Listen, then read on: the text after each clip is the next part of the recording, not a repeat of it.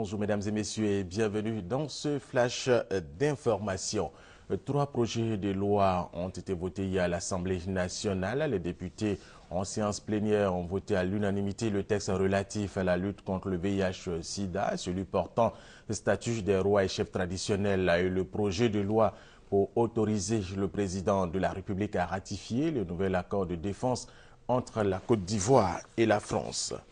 La CONFEMEN, la conférence des ministres de l'Éducation nationale des pays ayant le français en partage, a achevé ses travaux. Les ministres de l'Éducation ont fait le bilan du système éducatif dans l'espace francophone. Bilan jugé positif par les participants, mais tous soulignent qu'il faut mettre en marche le plus rapidement possible l'enseignement inclusif et de qualité pour tous. Ce processus devrait permettre de scolariser en 2015 57 millions d'enfants et de donner la possibilité à 69 millions d'adolescents de détenir des compétences de base dans le monde francophone.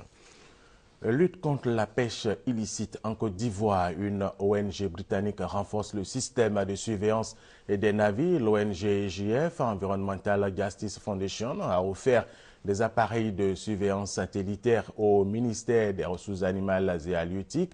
Ces appareils vont détecter désormais les navires étrangers qui pratiquent la pêche de façon illégale dans l'espace maritime ivoirien. De violents affrontements opposent depuis plusieurs jours le MNLA à des milices alliées au gouvernement de Bamako dans la région d'Anéfis, près de Kidal, dans le nord du Mali. Les troupes du général Touareg El Hadj Hagagamou, ralliées à Bamako, sont impliquées dans ces affrontements selon le MNLA. Le mouvement indépendantiste Touareg affirme que des éléments de l'armée malienne sont également impliqués dans ces violences. Informations démenties par un porte-parole de l'armée malienne. Dans ces affrontements, il faut le rappeler, on fait des morts et des blessés. Lutte contre le groupe islamiste Boko Haram au Cameroun. L'armée camerounaise a renforcé ses positions dans l'extrême nord du pays, surtout en cette période de Ramadan. Regardez.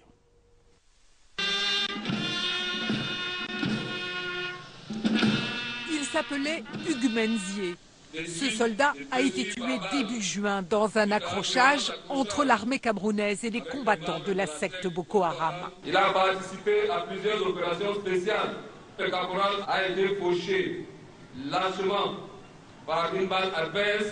6 soldats camerounais sont tombés au combat depuis fin mai, depuis que l'armée camerounaise s'est déployée au nord du pays pour empêcher les infiltrations de djihadistes sur son territoire.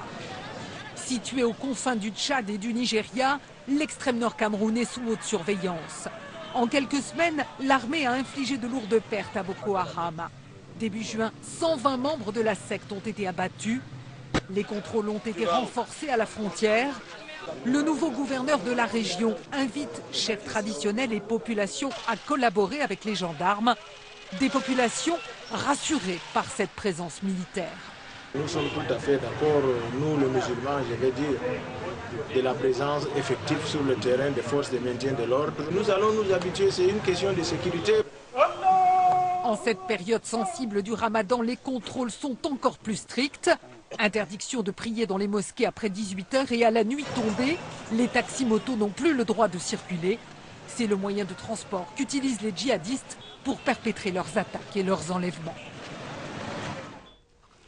5e journée de combat entre Israéliens et Palestiniens. L'offensive israélienne dans la bande de Gaza se poursuit pour une 5e journée. De nouveaux raids auraient fait 16 morts du côté palestinien ce samedi matin. Les attaques auraient notamment visé les mosquées et des résidences de responsables du Hamas. Le conflit aurait donc fait plus de 120 morts dans la bande de Gaza au cours des 4 derniers jours.